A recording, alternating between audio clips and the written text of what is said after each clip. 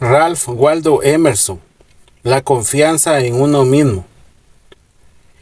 El hombre es su propia estrella, y el alma que sea capaz de engendrar un hombre honesto y perfecto, gobernará sobre toda la luz, toda la influencia, todo el destino. Para él, nada llegará demasiado pronto o demasiado tarde. Nuestros actos son nuestros ángeles, nuestro bien o nuestro mal, las sombras fatales que caminan a nuestro lado. Epílogo a la fortuna del hombre honesto. Leía yo el otro día unos versos compuestos por el pintor de renombre que me resultaban originales, nada corrientes. Sea cual sea el asunto, el espíritu siempre percibe una advertencia en esa clase de versos. El sentimiento que infunden tiene más valor que las ideas que contienen.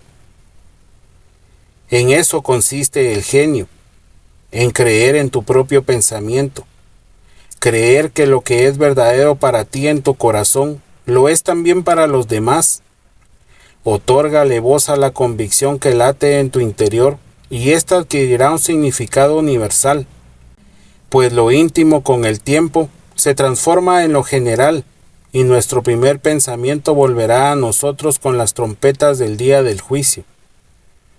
Por muy familiar que les sea la voz de la mente a cada uno de ellos, el gran mérito que concedemos a Moisés, Platón y Milton consiste en que todos ellos reducen a la nada libros y tradiciones enteras, y escriben no lo que piensan los hombres, sino lo que piensan ellos mismos. La persona debe aprender a detectar y atender ese destello de luz que cruza su interior de su mente en lugar de admirar el lustre del firmamento con sus bardos y sabios.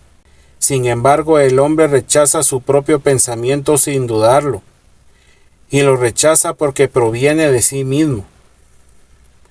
En cada obra del genio reconocemos los pensamientos que hemos descartado. Vuelven a nosotros con cierta majestuosidad ajena. Esta es la lección que nos enseñan las grandes obras de arte. Nos muestran cómo obedecer a nuestra impresión natural y siempre con una inflexibilidad jovial, en todos aquellos momentos en que se nos llama desde la otra orilla. Si no es así, mañana alguien dirá con gran sentido común lo que nosotros pensábamos y sentíamos desde siempre, y por ello nos veremos obligados, no sin vergüenza, a adoptar de otro lo que era ya opinión nuestra. En la educación de todo individuo hay un momento en que éste llega a la convicción de que la envidia es ignorancia, que la imitación es un suicidio, y que para bien o para mal debe tomarse a sí mismo como vara de medir. Llega a un punto en que, por muy rebosante que esté la tierra de bondad, no obtiene un solo cereal, sino es aplicando sus herramientas a la porción de suelo que se le ha encomendado sembrar. El poder que entonces surge en él es algo nuevo dentro de la naturaleza. Él es el único que sabe qué puede hacer, aunque no estará seguro hasta que no lo haya intentado. No en vano cientos rostros, personajes o hechos le dejan una profunda huella mientras que otros le resultan indiferentes. Este arte de la escultura de la memoria tiene una armonía preestablecida. El ojo se coloca allí, donde van a caer un rayo de luz para que pueda ser testigo de ello. Nosotros apenas expresamos la mitad de lo que somos y nos avergüenza la idea divina que cada uno representa. Podemos confiar con prudencia y buenos augurios en que sea impartida de manera sincera. Pero Dios no dejará que un cobarde enseñe su obra. Un hombre solo reposa y se alegra cuando ha puesto toda su alma en su trabajo, cuando lo ha hecho lo mejor que sabía, y sin embargo lo que ha hecho o dicho de otra manera no le dejará descansar. Es un desahogo que no desahoga. El genio le abandona en el intento, y en tal caso las musas, la inventiva y la esperanza ni se le acercan. Confía en ti mismo. Cada corazón vibra según esa cuerda de hierro. Acepta el lugar que la divina providencia te ha otorgado. La sociedad de tus contemporáneos, la cadena de los sucesos. Así lo han hecho los grandes hombres. Como niños se han encomendado al genio de sus tiempos. Y su entendimiento ha manifestado que aquello que realmente merece la pena se encontraba a su lado, trabajando a través de sus manos y dominando su ser. Ahora somos hombres y mujeres, y debemos aceptar con la mayor altura de miras el mismo destino trascendental. No somos menores ni inválidos resguardados en un rincón, ni tampoco cobardes que huyen ante la revolución, sino guías, redentores y benefactores que siguen el todopoderoso esfuerzo y que superan el caos y la oscuridad. Qué bellos son los oráculos que nos brinda la naturaleza en este texto, reflejado en los rostros y el comportamiento de los niños, de los infantes e incluso de los necios. Ninguno de ellos muestra una mente dividida y rebelde, ni desconfianza hacia los sentimientos propios, cuando la aritmética valora las fuerzas y medios contrarios a nuestro propósito.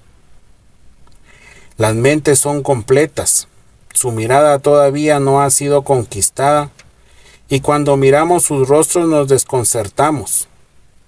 La infancia no se aviene a nada, todas las cosas se adaptan a ella, y así un bebé nace que 4 o 5 adultos parloteen y jueguen con él. Igualmente Dios ha dotado a la juventud, la pubertad y la madurez con idéntica picardía e encanto. Las ha hecho envidiables y graciosas, y de ese modo cuando alcanzan firmeza, sus pretensiones no deben dejarse de lado. No penséis que la juventud carezca de fuerza, porque no nos hable directamente. Prestadle atención. Si escucháis en la habitación de al lado su voz, os llegará con suficiente claridad y vehemencia. Parece que sabe dirigirse a sus contemporáneos, sea tímida u osada. Sabrá cómo convertirnos a todos los adultos en algo innecesario. Esa impasibilidad del joven que sabe que siempre tiene un plato caliente en su mesa, y como si tratase de un señor, declina decir algo amable para ganarse nuestra admiración. No deja de ser una sana actitud de la naturaleza humana. Un joven en un salón es lo mismo que una baraja en una casa de juego, independiente, irresponsable. Mira desde mi rincón a las gentes y las cosas que pasan por allí. Los juzga a todos según sus méritos y con la rapidez del niño los califica como buenos, malos, interesantes, tontos, elocuentes o pesados. Para nada le interesan las consecuencias ni los intereses. Nos da un juicio independiente y genuino. Debes cortejarle tú, no él a ti. Sin embargo, el adulto es, por así llamarlo, prisionero de su propia conciencia. En el momento que actúa o habla para el público, se convierte en un individuo comprometido, analizado según la simpatía o el odio de centenares de otras personas cuyos afectos debe tener en cuenta a partir de ahora. No hay remedio para eso. Ojalá pudiese regresar a la neutralidad. Quien pueda dejar atrás las promesas y después de haber tenido la perspectiva anterior, puede mirar de nuevo desde una inocencia sin efectos, prejuicios ni sobornos. Ese debe ser un coloso. Dará su opinión acerca de todos los asuntos pasajeros, los cuales al parecer, no como algo personal sino necesario, se clavarán como dardos en el corazón del ser humano y le atemorizarán. Hay voces que podemos oír en soledad, pero que se desvanecen en cuanto ponemos un pie en el mundo. En todas partes la sociedad se convierte en una conspiración contra la individualidad de cada uno de sus miembros. No es más que una sociedad anónima en la que, para asegurar mejor el pan de cada accionista, sus integrantes se ponen de acuerdo para quitar la libertad y la cultura a los comensales. La virtud más solicitada es la conformidad, la confianza en uno mismo. Es su antagonista. Esa sociedad no valora la realidad ni los creadores, sino los nombres y las costumbres. Aquel que quiera ser un hombre habrá de ser un inconformista.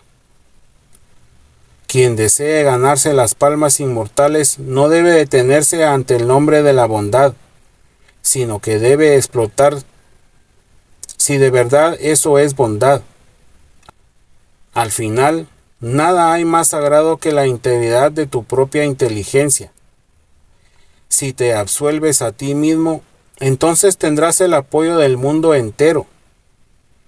Recuerdo que una vez, siendo yo joven, tenía que dar respuesta a un estimado tutor que no paraba de importunarme con las viejas doctrinas de la iglesia. Cuando le pregunté, ¿qué tengo que hacer con las tradiciones sagradas si vivo enteramente desde mi interior? Mi compañero sugirió que esos impulsos pueden venir de lo más bajo, no de lo más alto. Yo le contesté, no creo que sea así. Pero si soy hijo del diablo, entonces viviré de él. No hay ley que pueda ser más sagrada que la de mi propia naturaleza. El bien y el mal no son más que conceptos que fácilmente transferimos a esto o aquello.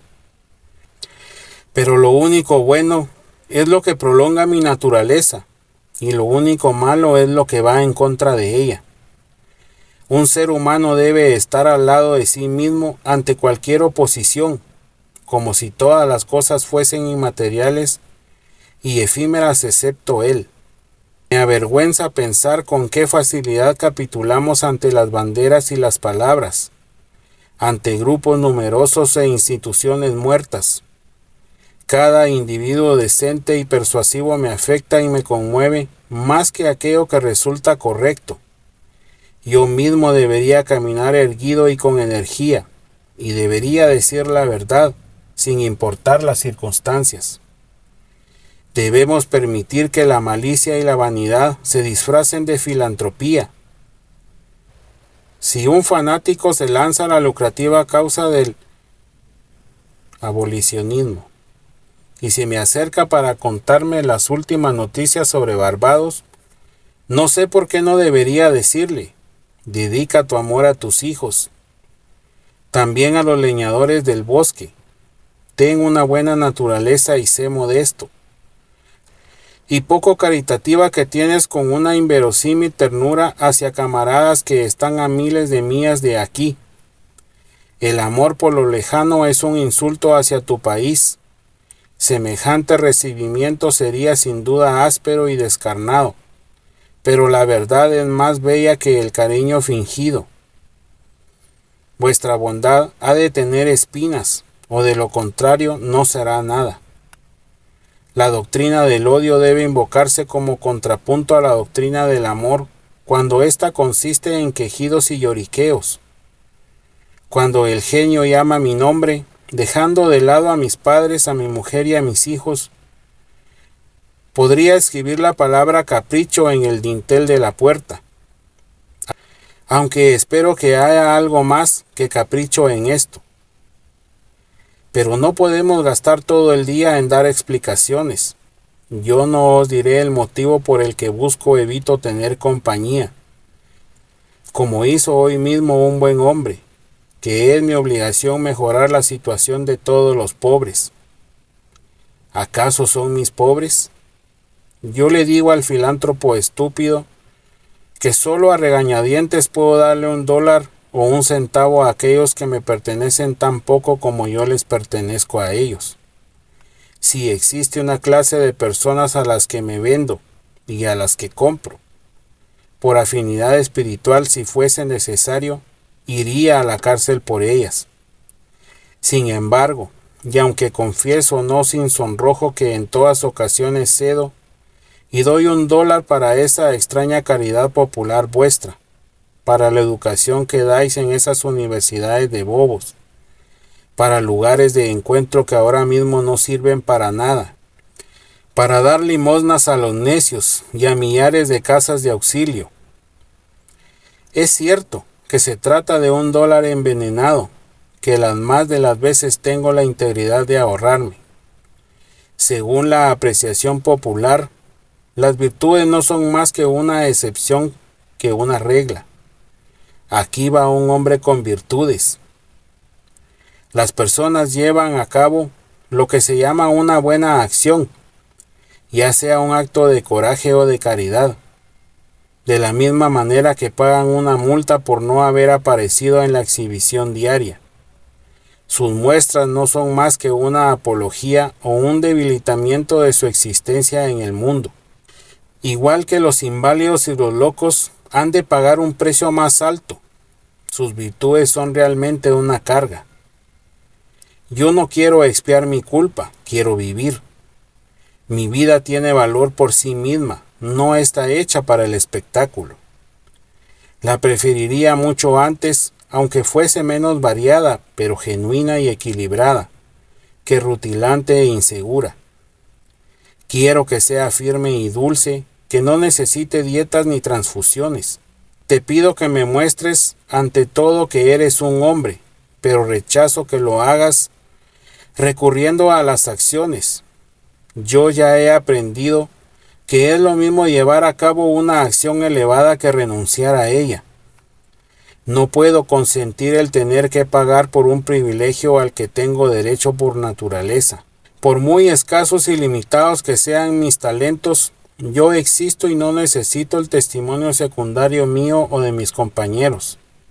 Todo lo que debo hacer es aquello que me concierne, no lo que los demás creen.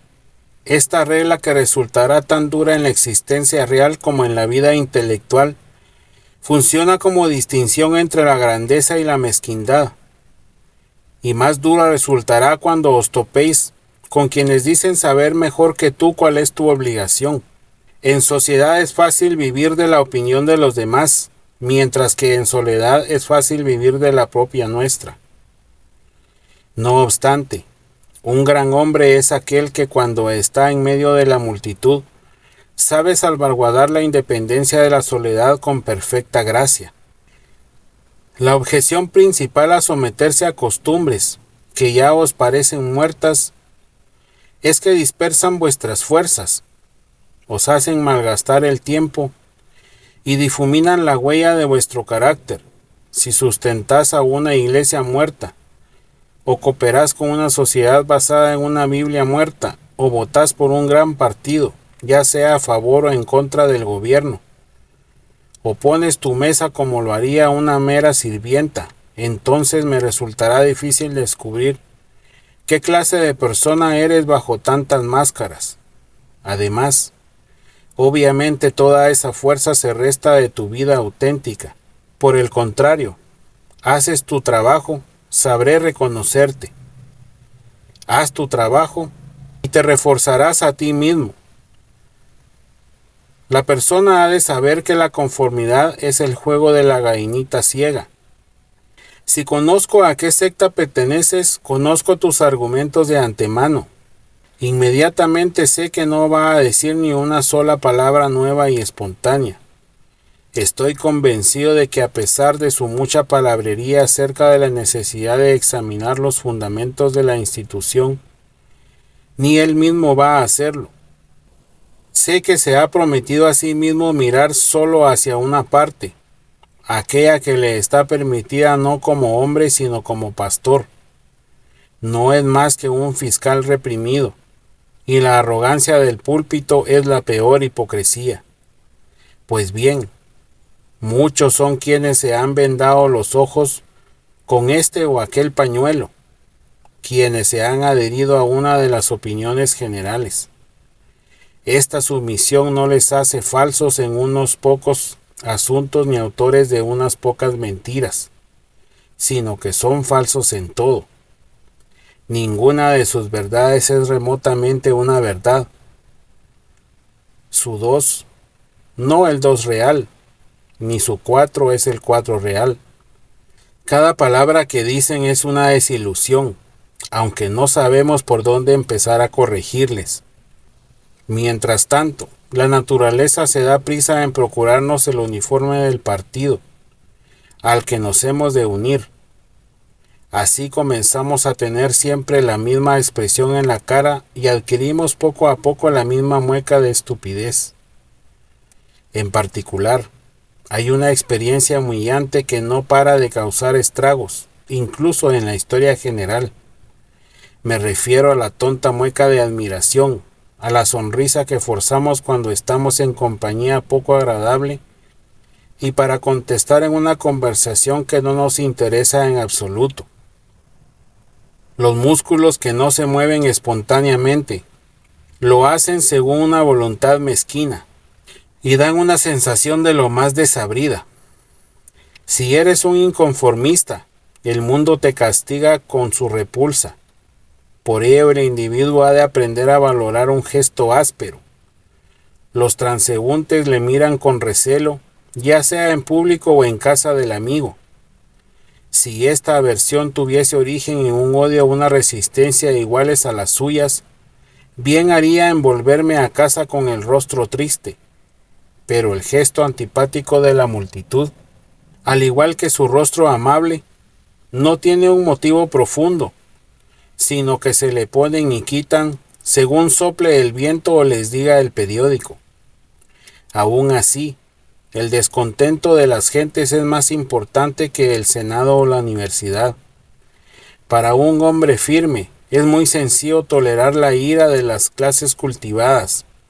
La de estas es una ira decorosa y prudente, pues se trata de clases en sí muy vulnerables. Sin embargo, cuando a esa ira femenina se añade la indignación de las demás gentes, cuando se levantan los pobres y los ignorantes, cuando la fuerza bruta y reflexiva que yace en el fondo de la sociedad ruge y se alza, hacen falta unos hábitos de la magnanimidad y la religión dignos de un Dios para tratarla como una fruslería sin importancia. El otro temor que nos hace huir de la confianza en nosotros mismos es nuestra coherencia. Esto es, el respeto hacia los actos y palabras del pasado. Los ojos ajenos no tienen más datos para valorar nuestra trayectoria que los hechos pasados y somos reacios a defraudarlos. A pesar de todo, ¿por qué deberíamos mantener la cabeza sobre los hombros? ¿Cómo arrancar este cadáver de la memoria sin contradecir algo que dijiste en este o aquel lugar? Imagínate que te contradices. ¿Qué pasa entonces? Una de las reglas de la sabiduría parece ser el no guiarse solamente por la memoria, ni siquiera en actos de pura memoria, sino juzgar el pasado a través de mirar de ojos del presente y vivir siempre un nuevo día. En tu metafísica has privado de personalidad a la deidad y sin embargo, cuando surjan los sentimientos devotos en el alma, dótales de alma y vida aunque tengas que disfrazar la figura de Dios con colores y formas. Abandona tu teoría igual que José dejó su capa sobre la adúltera y márchate. El duende de las mentes simples es la incoherencia, la misma que adoran los políticos, filósofos y clérigos más pobres.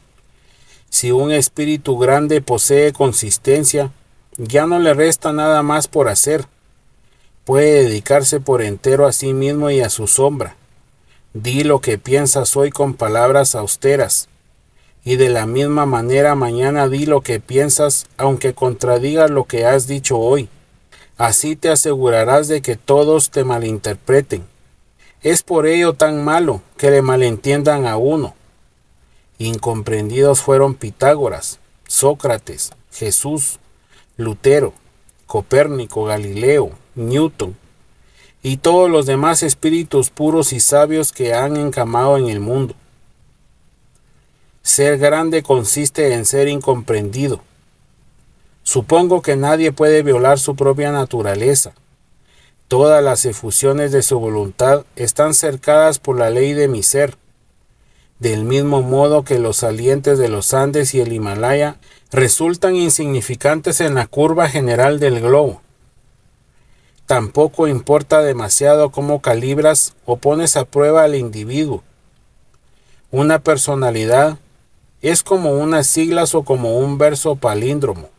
Significa lo mismo, ya sea que lo leas hacia adelante o hacia atrás. En esta existencia deliciosa y retirada que Dios me ha concedido, me permito ir anotando mis humildes pensamientos día tras día, sin mirar hacia adelante o hacia atrás.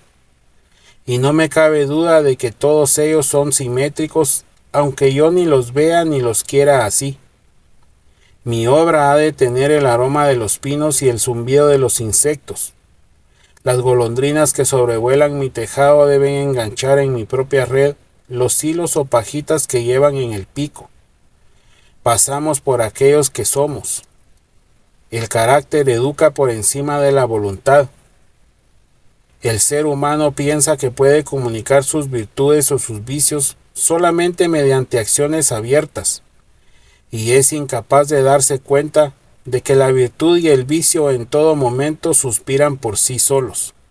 Siempre habrá acuerdo acerca de cualquier variedad de acciones cuando éstas sean honestas y naturales en su momento. Es así porque de una sola voluntad emanan acciones en armonía, por muy distintas que parezcan entre sí. Sus diferencias se pierden al mirarlas desde cierta distancia, desde una forma de pensar más alta. Una sola tendencia las une a todas. Los mejores barcos navegan en una línea en zigzag, producto de 1000 virajes. Pero si se mira desde la distancia, la línea se endereza. Una acción genuina vuestra no solo se explicará a sí misma, sino también a las demás de su clase. Por el contrario, vuestra conformidad no explica nada. Actuad de manera individual y todo lo que hayáis hecho de ese modo os justificará. La grandeza llama al futuro.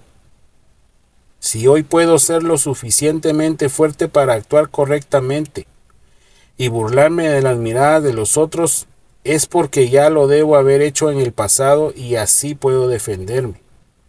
Sea como fuere, actúa bien en ese momento. Si desechas las apariencias, podrás hacerlo. La fuerza del carácter es acumulativa.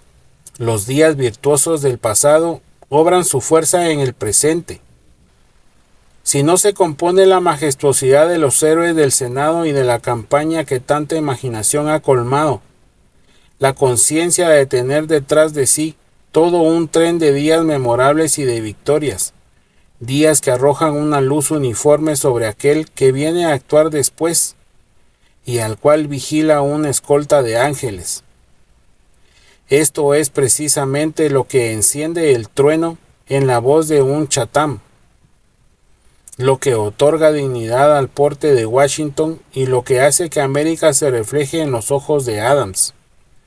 El honor nos resulta venerable porque no es efímero, es siempre una virtud antigua. Hoy lo reverenciamos porque no pertenece al presente, le tenemos afecto y le rendimos homenaje porque no constituye una trampa para nuestro amor y nuestra ofrenda, sino que depende de la persona.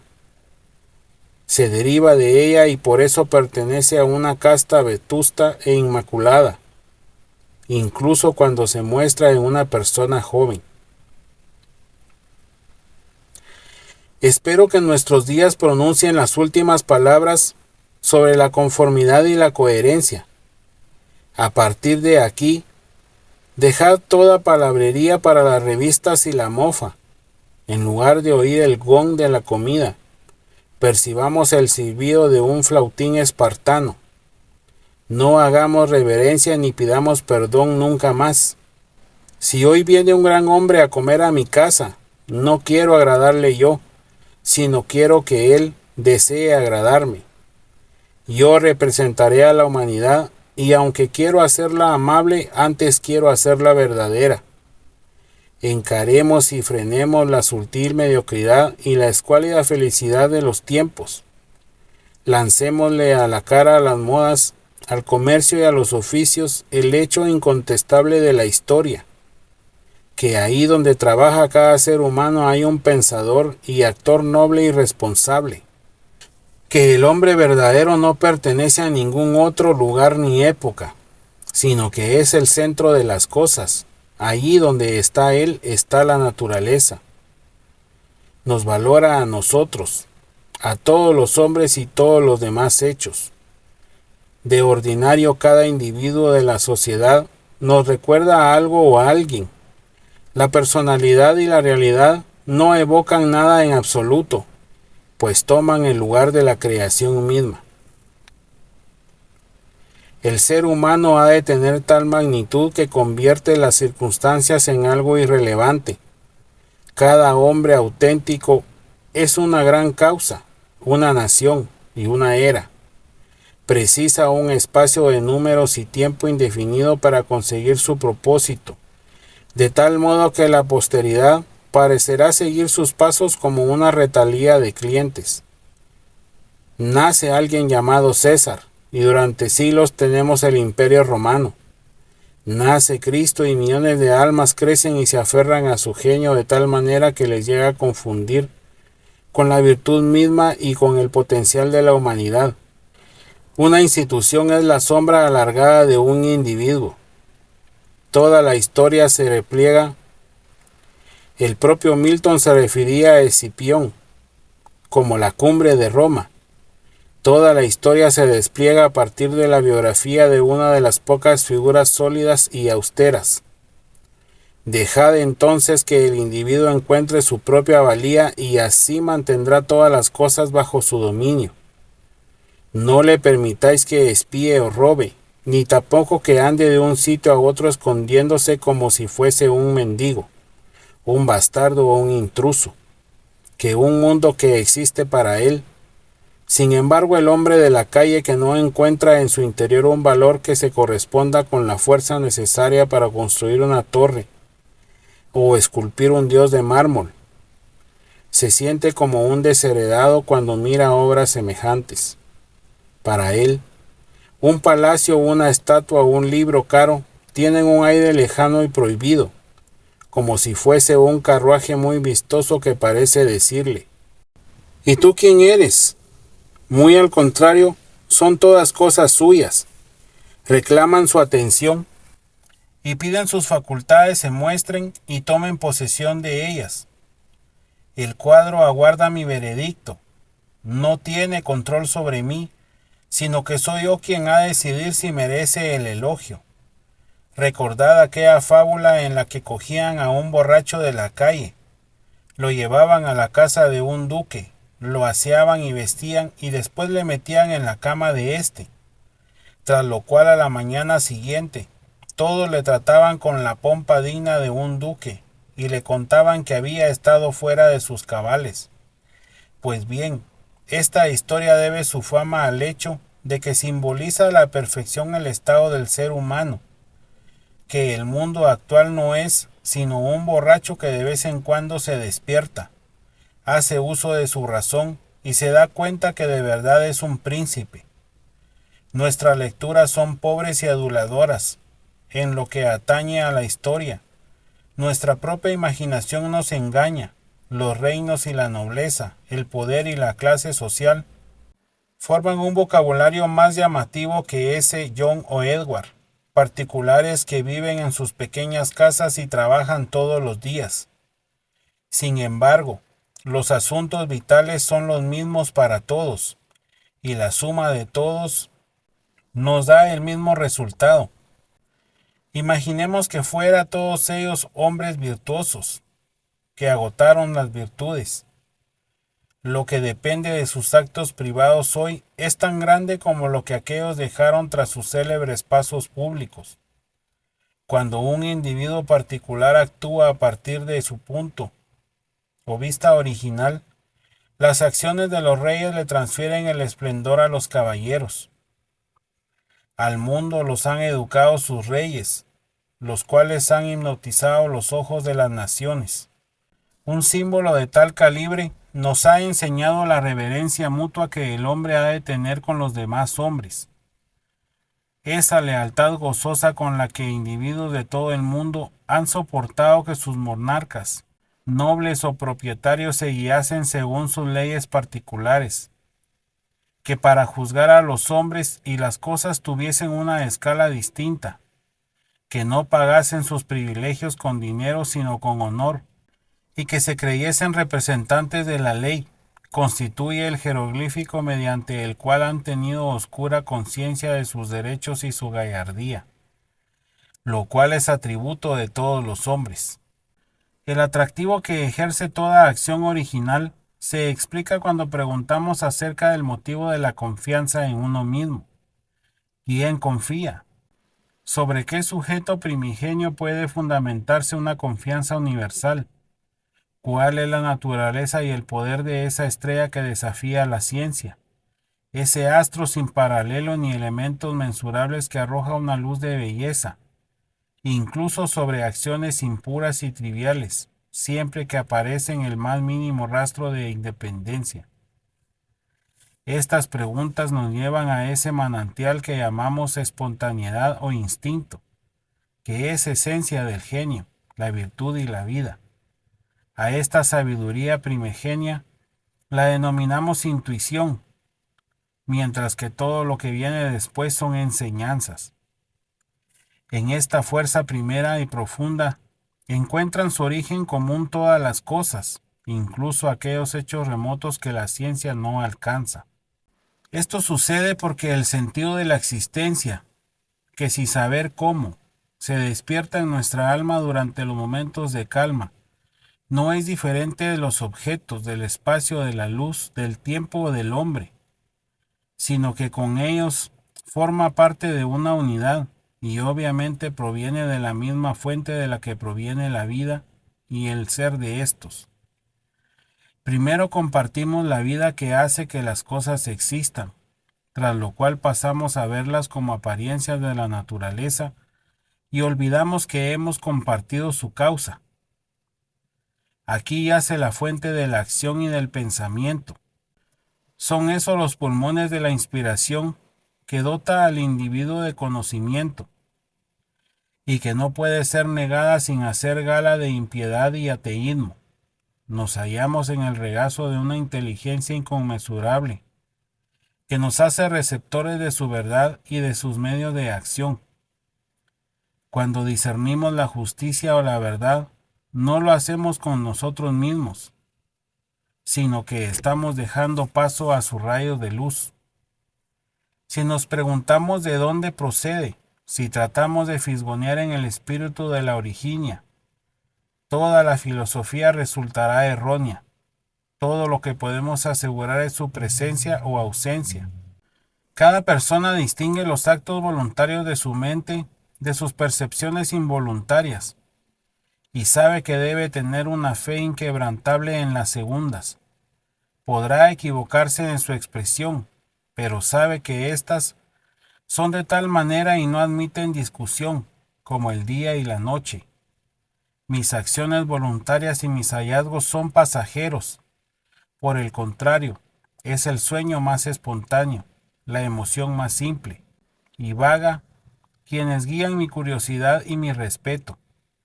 La gente atolondrada es la que contradice con la misma facilidad sus percepciones y sus opiniones, pues no distinguen entre ambas. Se imaginan que yo soy quien elige percibir esto o aquello. Antes bien, la percepción no es caprichosa sino obligatoria. Si yo veo un rasgo distintivo después, también mi hijo lo verá, y con el paso del tiempo lo hará la humanidad entera, a pesar de que nadie lo haya visto antes que yo. Mi percepción es un hecho tanto como lo es el sol. Las relaciones entre el alma y el espíritu divino son tan puras que constituyen una profanación al tratar de interponer entre ellas ayuda de alguna especie. Cuando Dios se dirige a nosotros debe comunicarse, debe decir no una cosa sino todas, debe llenar el mundo con su voz y debe esparcir la luz, la naturaleza, el tiempo y las almas desde el corazón del pensamiento actual. para así dar al mundo un tiempo y una creación nuevas. Ahí donde hay una mente simple que recibe la sabiduría divina, los asuntos viejos se desvanecen. Caen medios maestros, textos y templos. Allí vive el ahora y absorbe el pasado y el futuro en el momento actual.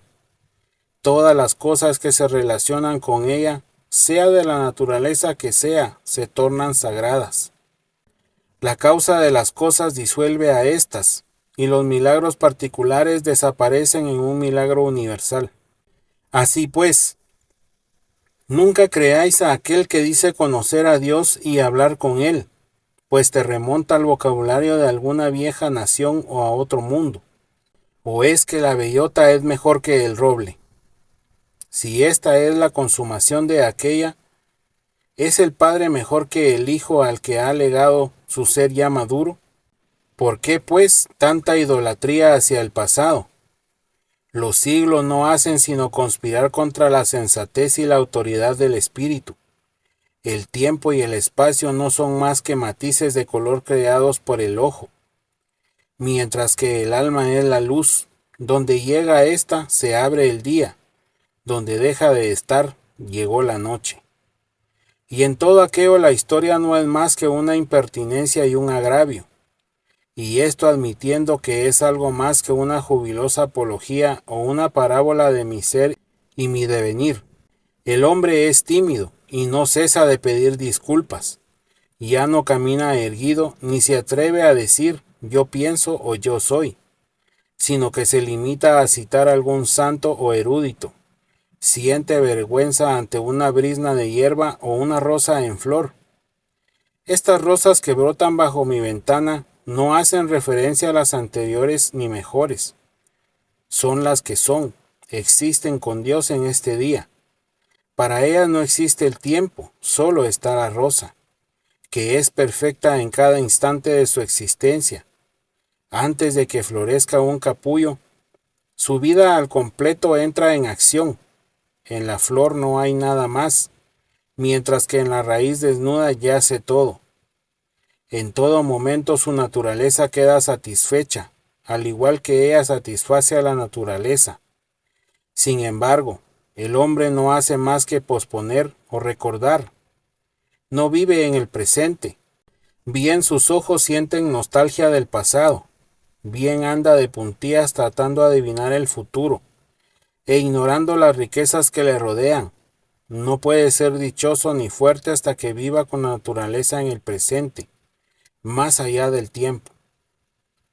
Esto debería haber quedado ya suficientemente claro. No obstante, podemos ver cuántos intelectos poderosos no se atreven a escuchar a Dios, sino es a través de la palabrería de un David, un Jeremías o un Pablo. Raras veces ponemos un precio tan alto a tan pocos textos, a tan pocas vidas. Somos como esos niños que repiten de memoria las frases de sus abuelas o tutores. Y conforme se hacen mayores de los personajes de talento que conocen, tratando desesperadamente de recordar las palabras exactas que un día dijeron. Tiempo después, cuando adoptan el punto de vista que aquellos expresaron, llegan a entenderlos y pueden abandonar esas frases, ya que cuando la ocasión le requiera sabrán crear las suyas propias con igual conveniencia. Si vivimos de verdad, entonces podremos ver de verdad. Ser fuerte es tan sencillo para un individuo fuerte como para el débil ser débil. Cuando sentimos una percepción nuestra, podemos descargar alegremente nuestra memoria de tesoros acumulados, como si nos deshiciéramos de la basura vieja. Cuando el individuo vive con Dios, su voz es tan dulce como el murmullo de un arroyo o el susurro de los campos de maíz. Por ahora, la verdad más alta sobre este asunto todavía no se ha dicho, y probablemente no puede decirse, pues todo lo que hablamos no es más que un recuerdo lejano de lo intuido, de mis pensamientos. El que más se puede acercar es el siguiente.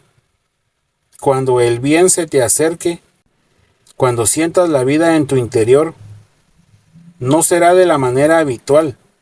No distinguirás las huellas de otros, no verás el rostro de hombre, ni oirás otro hombre. El modo, la idea y el beneficio serán totalmente extraños y nuevos. Dejarás de un lado el ejemplo y la experiencia, tomarás el camino desde el hombre hacia él todos, no hacia él. Todos los que han vivido solo son consejeros ya olvidados. También el miedo y la esperanza quedarán atrás. Y es que hay algo mezquino, incluso en la esperanza. En el momento en que llega la visión, no hay nada que podamos llamar con propiedad gratitud ni gozo. El espíritu, que se alza por encima de las pasiones, contempla la identidad y la casualidad eterna. Percibe la existencia propia de la verdad y lo correcto, y entonces se calma con la conciencia de que todas las cosas siguen su curso apropiado. Los vastos espacios naturales, el océano Atlántico, los mares del sur, los grandes periodos de tiempo, todo os deja de contar. Esto que pienso y experimento constituye la base de todos los estados pretéritos de la vida y de sus circunstancias, e igualmente es el sustento del presente, de lo que llamamos vida y lo que llamamos muerte. Es la vida lo que tiene valor, no el haber vivido. El poder cesa en los momentos de reposo, pues reside en el momento de transición de un estado pasado a otro nuevo, en el paso del abismo, en el dardo que se dirige a su objetivo. El mundo odia esta realidad, esto es, que el espíritu deviene, ya que eso equivale a degradar el pasado para siempre, convierte todas las riquezas en migajas y toda reputación en vergüenza.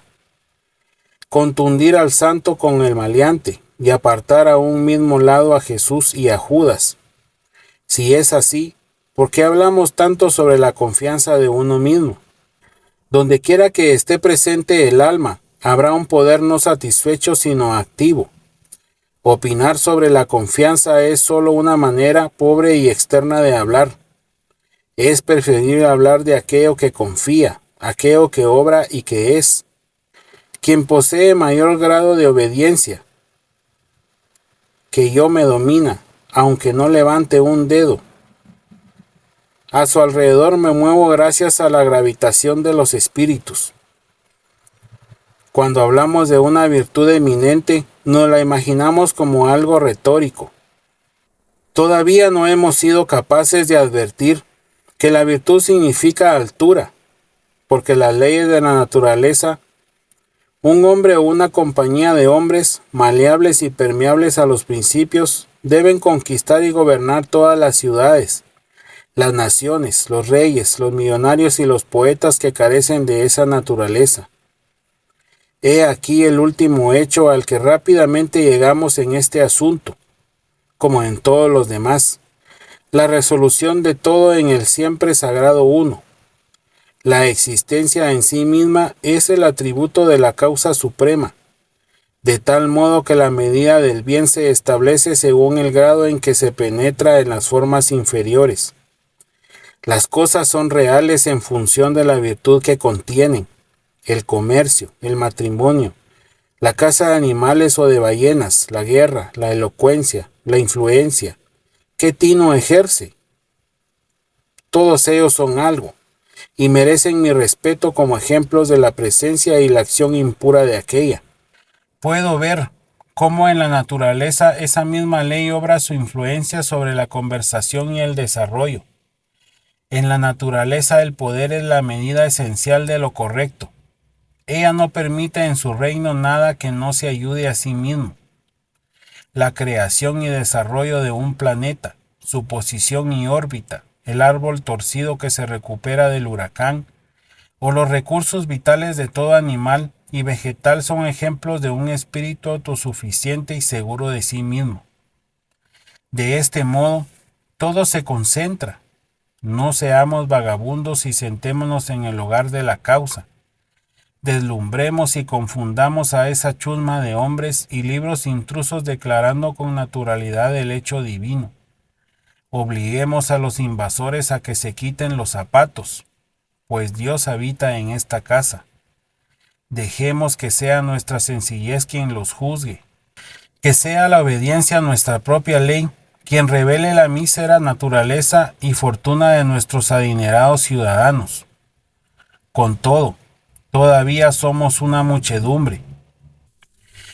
El hombre no siente temor hacia sí mismo, ni a su genio. Se le aconseja que se quede en casa, que se ponga en contacto con el océano interior. Al contrario, se marcha al extranjero para mendigar un vaso de agua de las fuentes de otros. Debemos caminar solos. Prefiero sentir el silencio que inunda la iglesia antes del servicio por encima de cualquier oración. Qué lejanas, qué serenas y castas parecen las personas rodeadas por un recinto o santuario.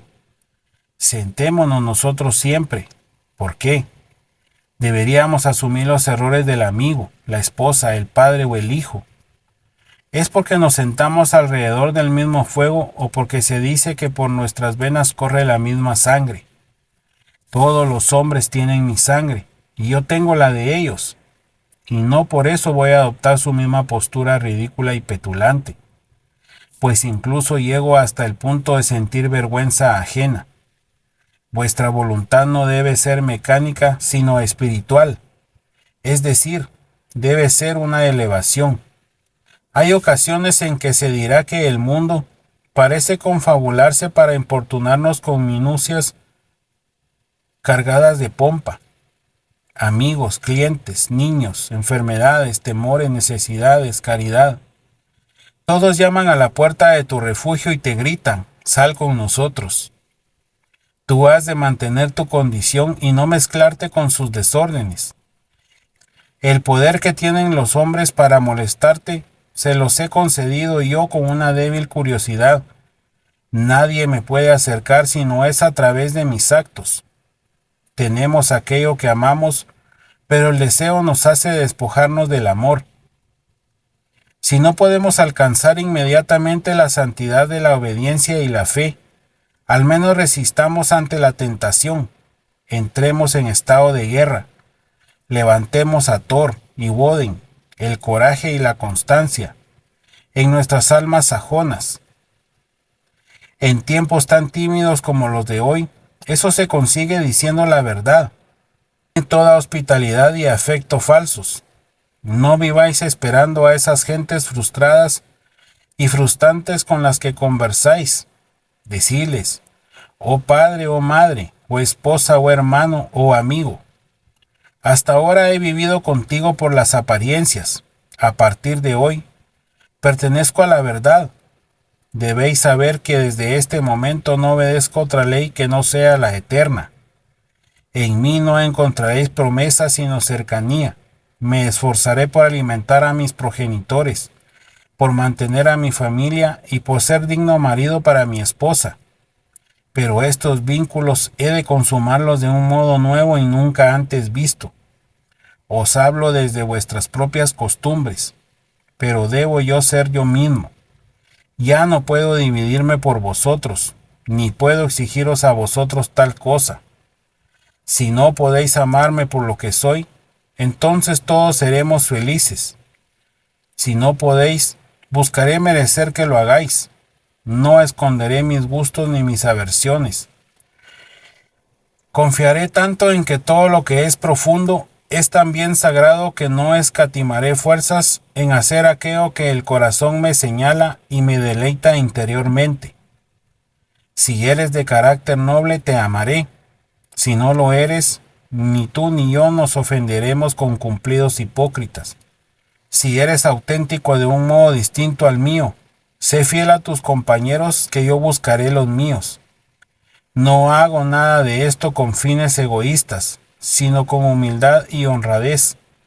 Por mucho que hayamos vivido entre mentiras, el objetivo mío, tuyo y de todos los hombres es vivir dentro de tu verdad.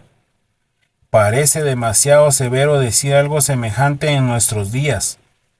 Pronto llegaréis a amar aquello que os dicta nuestra naturaleza. Si seguimos los pasos de la verdad, ella nos rescatará sanos y salvos. No obstante, así causarás daño a esos tus amigos. Así es, mas no puedo vender mi libertad y mi poder para proteger tu sensibilidad. Además, todo el mundo tiene momentos de lucidez en los que giran sus ojos hacia la región de la verdad absoluta. Entonces me defenderán y obrarán como yo lo hago. El pueblo piensa que tu rechazo a los principios populares equivale a rechazar cualquier principio. Esto es, que equivale al antinomianismo, de modo que hasta el sibarita más prudente utilizará el nombre de la filosofía para disfrazar sus crímenes. Sin embargo, la ley de la conciencia permanece. Hay dos clases de confesionarios a los que podemos acudir para pedir absolución. Puedes cumplir con tu obligación confesando de manera directa o de manera refleja.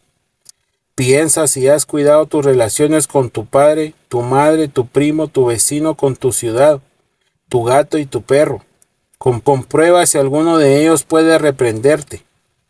Por mi parte, yo puedo dejar a un lado ese principio reflejo y absolverme a mí mismo. Tengo mis propias reivindicaciones dignas y mi círculo perfecto, y este no considera obligaciones, las muchas exigencias que pasan por tales.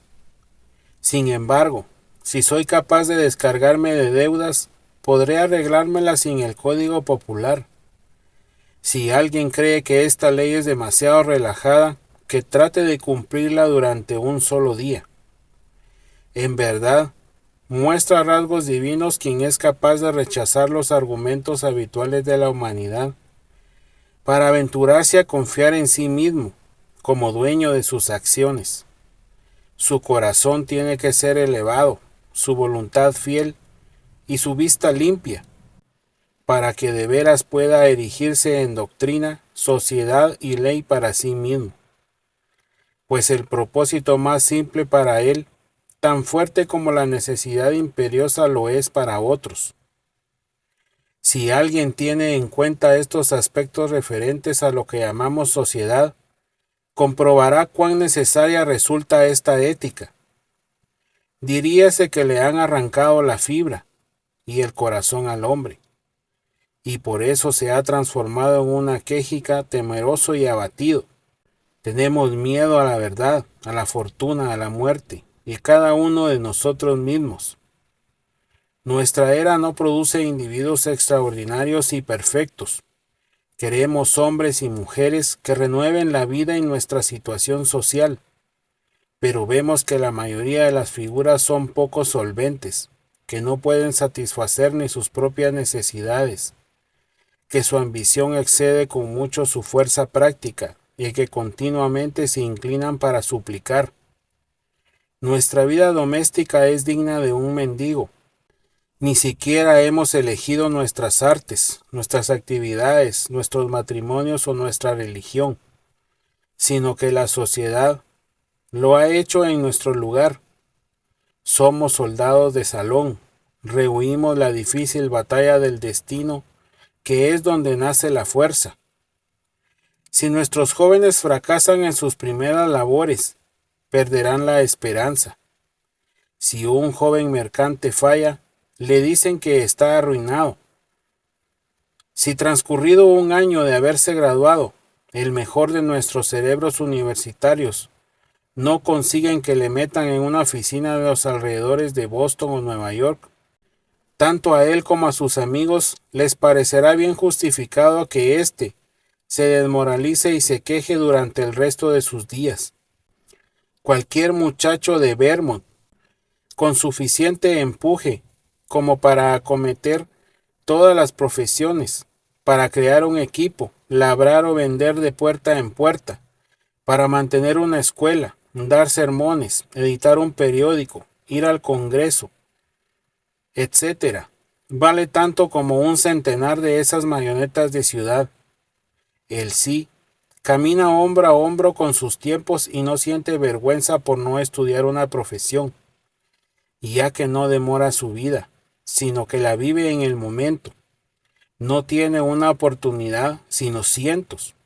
Deja que un estoico explique los recursos del individuo y les diga a los hombres que no son sauces llorones, sino que pueden y deben ser independientes, que ejercitando la confianza en uno mismo surgirán poderes nuevos, que un hombre es el mundo encarnado, nacido para sanar a los pueblos, que debería avergonzarse de nuestra compasión, y que el momento que actúa por sí mismo y arroja por la ventana las leyes, los libros, el fanatismo y las costumbres, entonces dejamos de tenerle lástima y pasamos a darle gracias y a reverenciarle. Ese maestro restaurará el esplendor que corresponde a la vida del hombre y hará que toda historia admire su nombre. No resulta difícil comprobar que una firme confianza en uno mismo ha de provocar una revolución en todas las funciones y vínculos del individuo, en su religión, su educación, sus ambiciones, su modo de vida, sus alianzas, sus propiedades y reflexiones. ¿A qué oraciones se entregan los hombres? Eso que llaman oficio sagrado tiene poco de valiente y de varonil. La oración mira hacia afuera y reclama que una virtud ajena aporte un complemento también ajeno, y para ello se pierde en un embrollo infinito acerca de lo natural y lo sobrenatural, lo meditativo y lo milagroso. Un rezo que implora una comodidad particular. Cualquier cosa que no sea el bien universal está corrompido. La oración es la mirada sobre los hechos vitales desde el punto de vista más alto. Es el soliloquio de un espíritu contemplativo y jubiloso. Es el espíritu de un Dios que aprueba su propia obra. Sin embargo, cuando la plegaria tiene como objetivo un fin privado, se transforma en una mezquindad y un robo, ya que supone una dualidad y no una unidad, en la naturaleza y en la conciencia. En cuanto al individuo se une a Dios, deja de mendigar. En ese momento es capaz de ver una oración en todas las acciones, la del campesino que se arrodilla en el campo para quitar la mala hierba, o la del remero que también se arrodillaba a la llamada de su timonel. Son plegarias de verdad, que se debe escuchar a lo largo y ancho de toda la naturaleza, si bien en este caso buscan objetivos sencillos. En la obra Bonduca de Fletcher, cuando el personaje de Catarach le advierten que debe conocer los pensamientos del Dios, ándate y responde. Su significado oculto yace en nuestros esfuerzos, nuestros valores son los mejores dioses. Nuestros lamentos son otro tipo de plegarias falsas. El descontento es la carencia de confianza en uno mismo, una enfermedad de la voluntad. Lamentad las calamidades y con ello podéis ayudar a quien las sufre. Si no es así, aplicaos a vuestra tarea y con ello comenzará a repararse el mal. Nuestra compasión es tan mezquina como el lamento. Acudimos a quienes lloran por tonterías. Nos sentamos a su lado y oramos para acompañarlos, en lugar de mostrarles la verdad y la salud con descargas eléctricas que les pongan de nuevo en comunicación con su propio sentido común. El secreto de la fortuna está en la alegría de nuestras manos. Dioses y hombres dan la bienvenida a todo aquel que se ayuda a sí mismo. Para él, todas las puertas están abiertas. Todas las voces le saludan, todos los honores le coronan y todas las miradas le siguen con deseo. A él va nuestro amor y lo abraza, precisamente porque no lo necesita. Le tocamos porque recibimos con ansia y precaución, porque decidió seguir su camino e ignorar nuestras críticas.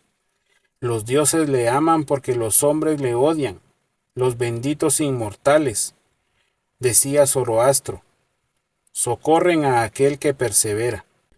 Al igual que las oraciones de los hombres son una enfermedad de la voluntad, los credos son del intelecto. Dicen lo mismo que aquellos bobos. Que no sea Dios quien nos hable, que si no moriremos. Habla tú, o que hable cualquiera de los nuestros y le obedeceremos. No hay lugar donde no me resulte imposible encontrar a Dios en mi hermano, pues éste ha cerrado ya las puertas de su propio templo y se limita a recitar las fábulas del Dios de su hermano, o del Dios del hermano de su hermano. Una mente nueva es una nueva clasificación. Si esta mente posee una actividad y una fuerza fuera de lo común, impondrá su clasificación a los demás, y de ahí nacerá un nuevo sistema.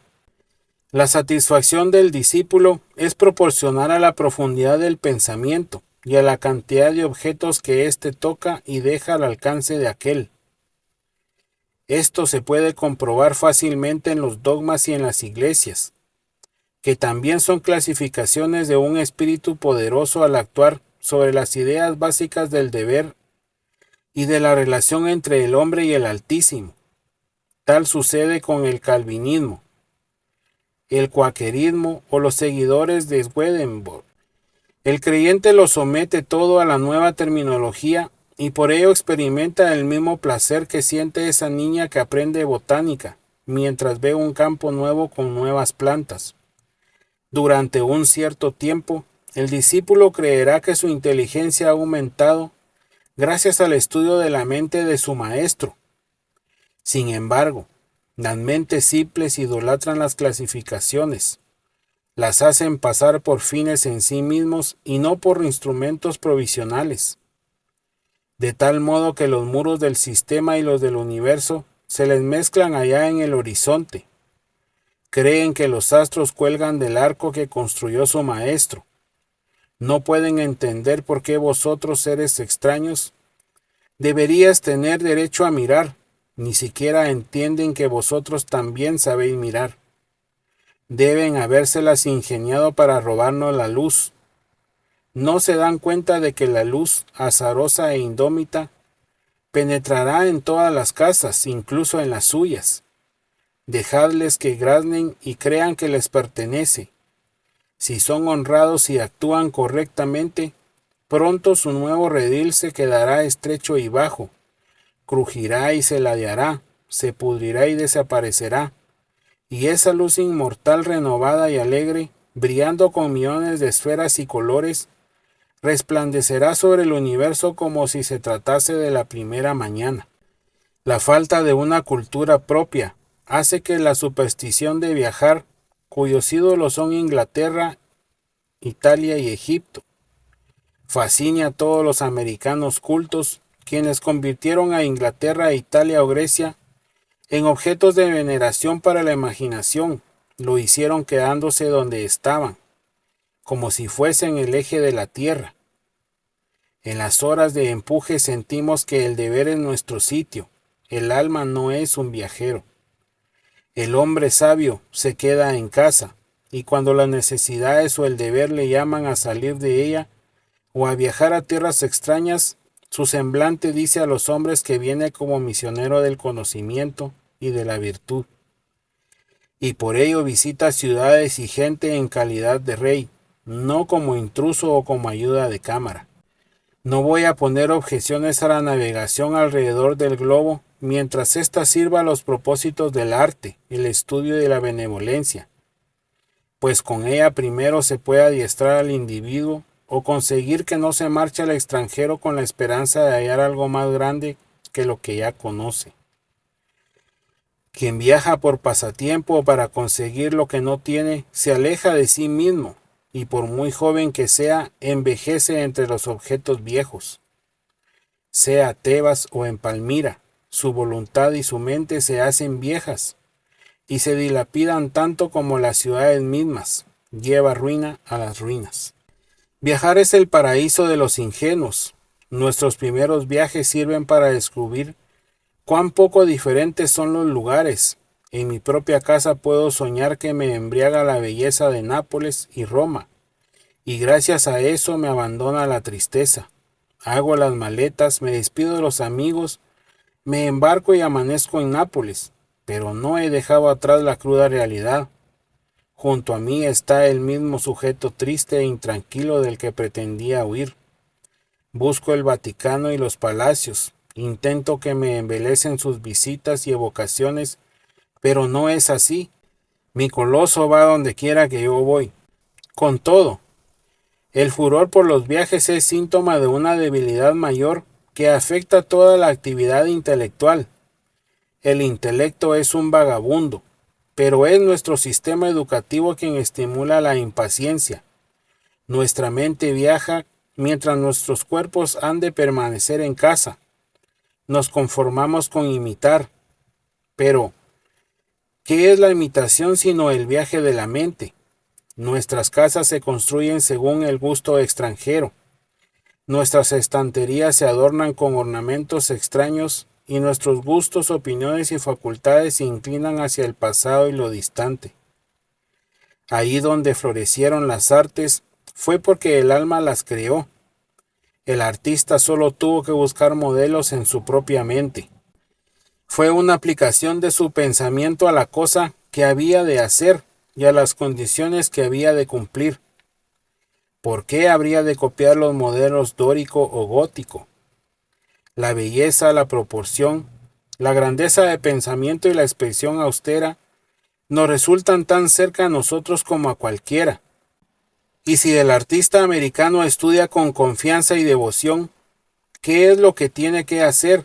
Y tiene en cuenta el clima, la tierra, la duración del día, las necesidades de la gente, los hábitos y formas del gobierno.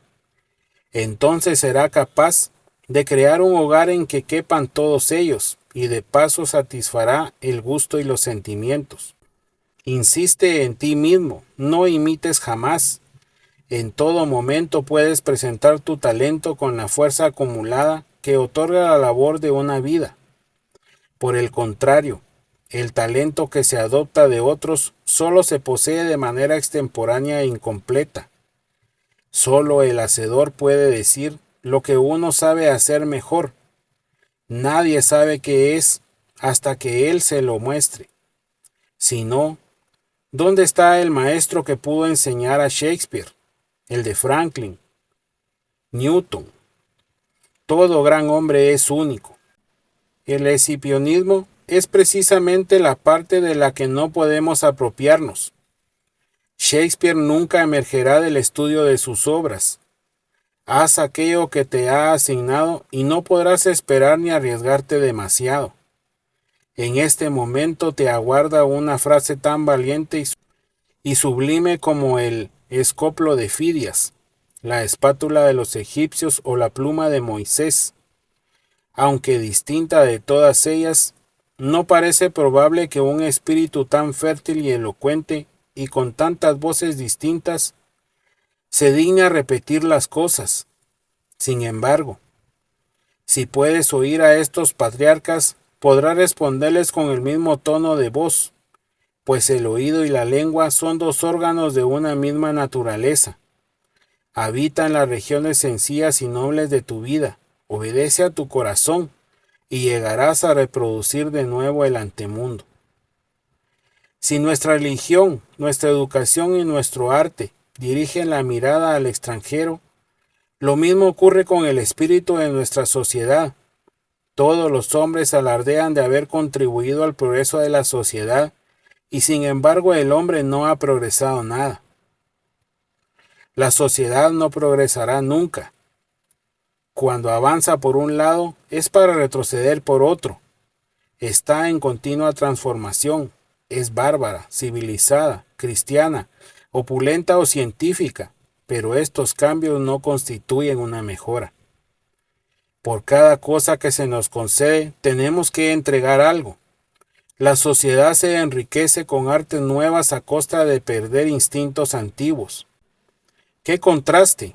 Por una parte, el americano bien vestido que lee, escribe y piensa, y lleva en su bolsillo un reloj, un lápiz y una letra de cambio, y por otra el nativo desnudo de Nueva Zelanda, cuyas posesiones se reducen a un garrote, una lanza, una estería y un rincón en la choza común para pasar la noche. No obstante, si comparáis la salud de ambos, veréis que el hombre blanco ha perdido su vigor primitivo. Si es cierto lo que dicen los viajeros, Golpead con el hacha a un salvaje, y observaréis que sus heridas se cierran en 1 o 2 días, como si hubieses descargado sobre una resina blanda, mientras que el golpe semejante llevará al hombre blanco directamente a la tumba. El hombre civilizado construye carruajes, pero ha abandonado el uso de los pies. Podrá apoyarse en las muletas, pero ha perdido la potencia de los músculos. Lleva un precioso reloj suizo, pero ha olvidado cómo averiguar la hora valiéndose del sol. Podrá encontrar información fiable en su almanaque náutico, pero el hombre de la calle desconoce las estrellas del cielo, no contempla el solsticio y el equinoccio apenas sabe nada. El radiante calendario del año no tiene indicador en su mente. Su agenda debilita su memoria. Las bibliotecas son una carga para su ingenio. Las casas de seguros hacen que aumente el número de accidentes y cabe preguntarse si la tecnología no nos estorba demasiado, si con el refinamiento no habremos perdido fuerza y también algo de empuje de la virtud natural por culpa de un cristianismo atrincherado en sus formas e instituciones. Y es que cada estoico era un estoico, pero en la cristiandad, ¿dónde está el cristiano? No hay desviación mayor en la ley moral de la que afecta a la altura o el volumen. Hoy día los hombres no son más grandes que los de antes. Puede observarse una extraña igualdad entre los hombres ilustres de la antigüedad y los de ahora. Ni toda la ciencia, ni el arte, ni la religión, ni la filosofía del siglo XIX sirven para educar más grandes que los héroes que creó Plutarco 23 o 24 siglos atrás. La casta no progresa con el tiempo. Foción, Sócrates, Diógenes fueron personajes de gran estatura, pero no hemos heredado de ellos ninguna clase social. A aquel que pertenece a su clase se le suele llamar por el nombre de aquellos, sino que tiene el suyo propio y es a su vez fundador de su propia institución.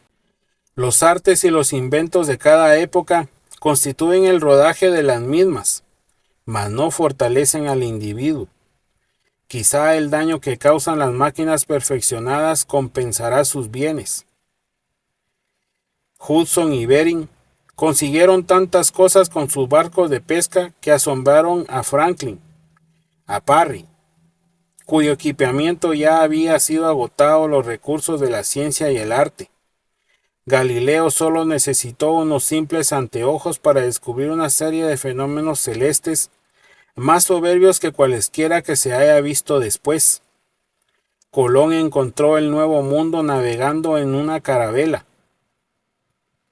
Resulta curioso comprobar cómo los medios y las tecnologías que se presentaban ante el clamor de los elogios hace unos años o unos siglos caen en desuso y desaparecen cada cierto tiempo. El genio retoma al hombre esencial. Consideramos los progresos en el arte de la guerra como un triunfo de la ciencia. Sin embargo, Napoleón conquistó Europa utilizando el sistema de vivac, que consiste en alimentarse solamente del valor, sin ninguna otra ayuda externa. Según las casas, el emperador mantenía que resultaba imposible formar un ejército perfecto. Si a los soldados no se les quitan las armas, los almacenes, los comisarios y los vehículos, y al modo romano, se les entrega una ración de trigo para que lo trituren en sus manos y le hagan ellos mismos su pan. Así, la confianza en la propiedad, incluyendo la confianza en los gobiernos que la protegen, también denota falta de confianza en uno mismo. Hace tanto tiempo que los hombres han apartado la mirada de sí mismos y de las cosas que han llegado a contemplar las instituciones religiosas, cultas y civiles como defensores de la propiedad, y desprecian toda crítica hacia ellas porque creen que son ataques a ésta. Miden el valor de las personas por lo que poseen, no por quienes son. A pesar de ello, el nuevo respeto por la naturaleza propia hace que el hombre culto sienta vergüenza de sus posesiones Sobre todo, odia lo que tienes y considera que es accidental, que le ha llegado por herencia, por donación o mediante un delito. Entonces siente que eso no es poseer, que nada le pertenece, que sus bienes no tienen vínculos con su ser, sino que simplemente los conserva porque hay un ladrón ni revolución que se los arrebate. Pero la naturaleza del hombre consiste en adquirir constantemente, y lo que adquiere es una propiedad viva que no está expuesta a legisladores, las multitudes, las revoluciones, el fuego, la tormenta o las bancarrotas, sino que está en constante renovación ahí donde respira el ser humano, tu parte de la vida, decía el califa Alí. Va siempre detrás de ti, así que deja de andar buscándola. Nuestra dependencia respecto de estos bienes ajenos nos conducen a un respeto servil por los números. Los partidos políticos celebran asambleas populosas. A medida que aumenta la concurrencia, los millares de ojos y brazos nuevos que saludan a cada nueva agrupación. Permite que el joven patriota se sienta más fuerte que antes. Igualmente los reformistas convocan asambleas donde se vota y se toman decisiones por aclamación. Amigos míos, Dios no se acercará y habitará en vosotros por medios semejantes. En el momento en que un hombre deja de lado todo el apoyo externo, es cuando le veo fuerte y predominante. Cada vez que tiene que recurrir a su estandarte se hace más débil. ¿Acaso un individuo no es mejor que una ciudad? No le pidas nada al hombre, pues en un mundo en eterno cambio es tu columna firme la que debe aparecer como sustento de todo aquello que te rodea, aquel que sabe que el poder es innato, que entiende que la debilidad proviene de buscar la bondad fuera de sí mismo, y sabiéndolo, se lanza a su propio pensamiento, es quien puede caminar erguido, gobernar sus extremidades y obrar milagros. Igual que quien camina apoyándose en los pies, es más estable que quien lo hace sobre la cabeza. Así pues, utilizad aquello que llamamos fortuna. Muchos son quienes juegan con ella y lo ganan todo o lo pierden todo. Dependen de la rueda. Pero tú has de entender que tales ganancias son ilícitas y debes desenvolverte en la causa y el efecto. Pero son los dignatarios de Dios. ¿Qué son los dignatarios de Dios? Trabaja y admite dentro de la voluntad, así retendrás la rueda de la fortuna y no tendrás que temer sus giros. Una victoria política, una subida de los alquileres, la recuperación tras una enfermedad o el regreso del amigo ausente son hechos que nos colman de alegría. Y con buena lógica piensas que tras ellos han de venir días propicios. No te lo creas. Nada que no seas tú puede darte paz, nada que no sea el triunfo de los principios. Gracias por escuchar.